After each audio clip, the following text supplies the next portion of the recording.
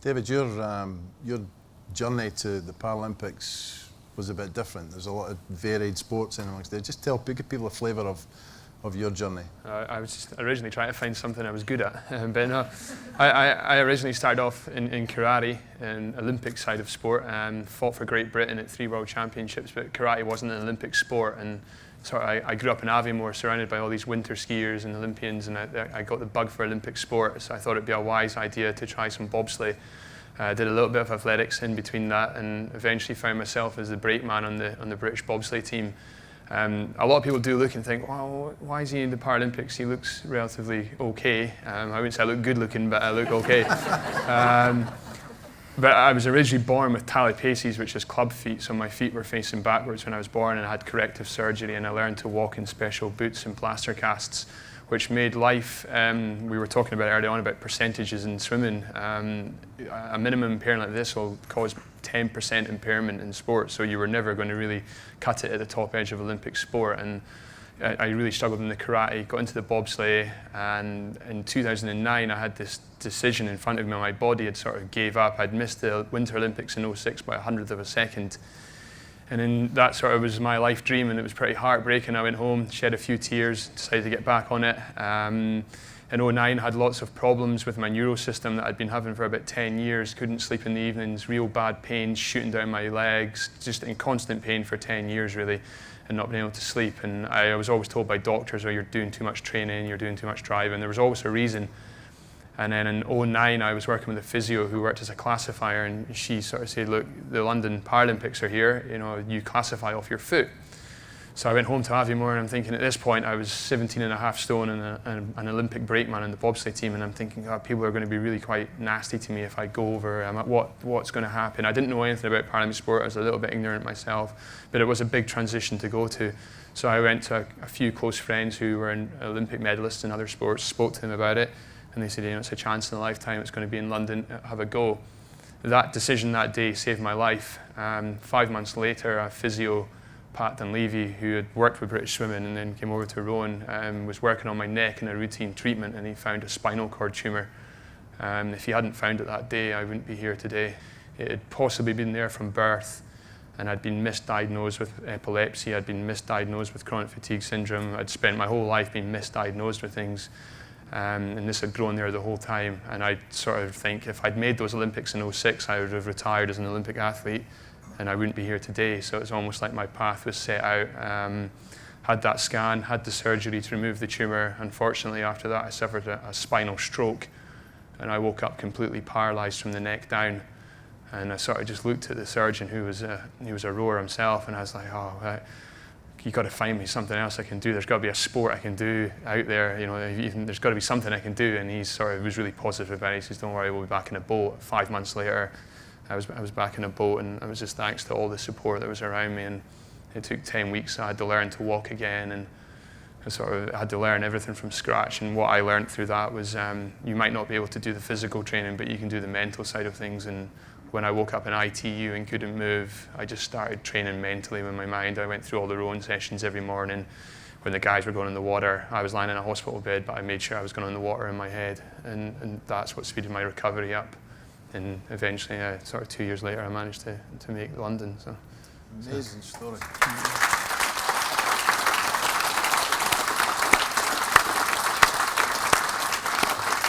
Craig, the swimming pathway for you, what's that been like? How has that supported you?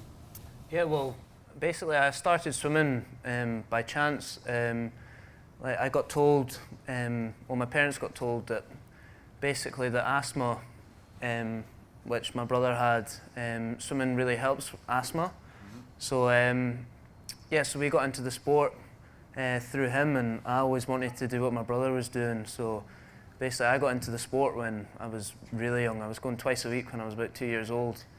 And I don't know, I just naturally could swim. And I just loved to swim, loved to go under the water.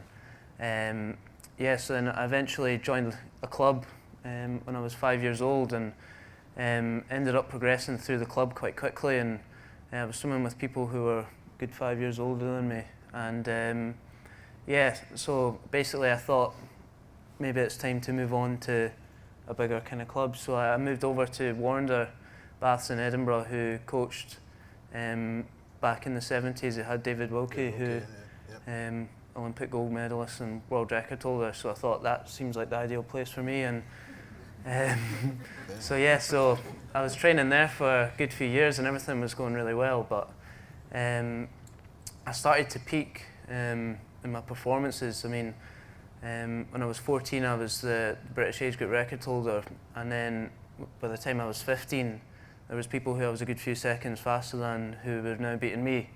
And I actually kind of thought, like, maybe this isn't the sport that I want to be doing. Maybe I should focus more on my school, because it had been a good year, 2 years when I hadn't done any best times. And it was so frustrating having people that I'd beat every week, who were beating me now. And and also at that time, just with that going on, and I was constantly tired all the time, and I didn't know what was going on. So I was constantly fatigued and stomach pains, and similar kind of situation with David. I got misdiagnosed a couple of times, just saying you're overtraining, you're just training too much, cut back on the training and things. And I'm like, I'm doing less than my squad is already. I can't be overtraining. And fortunately, through support of my parents as well, they kept making me go back to the doctors and try and get another diagnosis. And found out I was intolerant to lots of different foods, gluten being the main one. And just since then, I totally changed my diet, and my energy levels started to pick up again, and I could train again, which was obviously very helpful.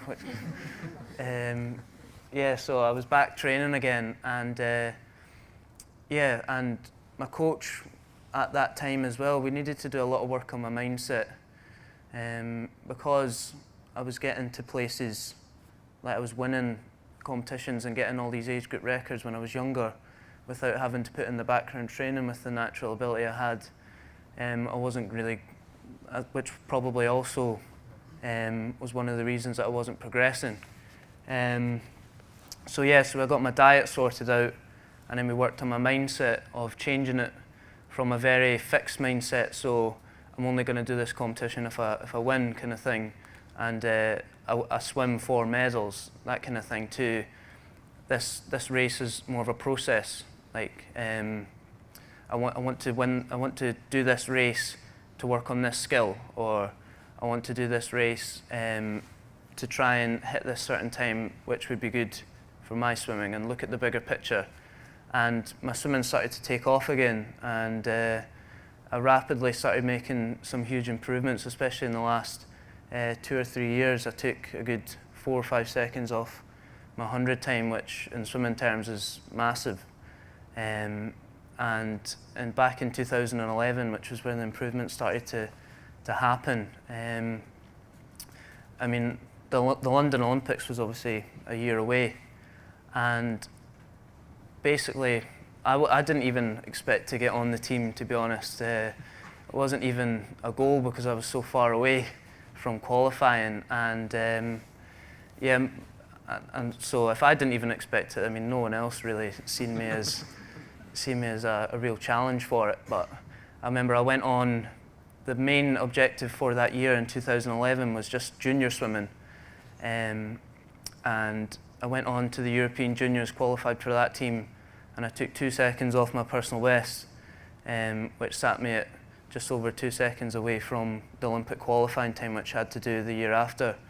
And a month later, I went to the World Junior Championships and got a surprise gold, which was like absolutely amazing. Came from nowhere, and did another 1 second PB, which is huge again, and it just really took off from there. And at that point, I was like, I'm only a second away from the qualifying time. I think I can do this in the 6-month period that I had until the March trials. And I went into the trials, still no one really expecting of me. I was good, ranked 4th, 5th going into it, only top 2 qualify.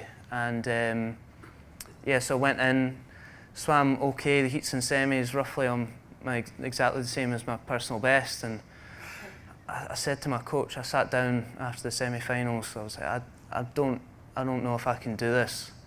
I don't feel as though I can take off that much time, and I was like, I want you to be honest, like, as a coach.